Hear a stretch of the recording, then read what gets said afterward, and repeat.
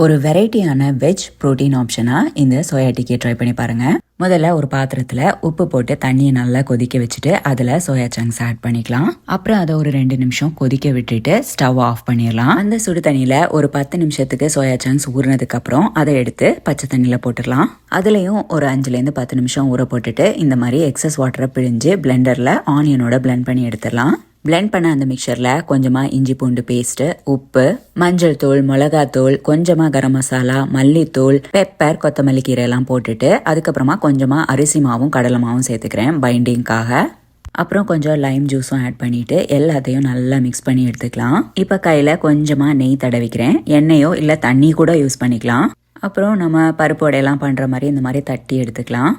இதை இப்போ bread க்ரம்ஸில் tip பண்ணி எடுத்தோன்னா கட்லெட்டாக கூட பண்ணிக்கலாம். ஒரு பேனில் கொஞ்சமாக ஷாலோ ஃப்ரை பண்ணுற அளவுக்கு ஆயில் ஊற்றிருக்கேன். இதை கீழே கூட பண்ணலாம், அது ஒரு தனி ஃப்ளேவர் ஆட் பண்ணும்.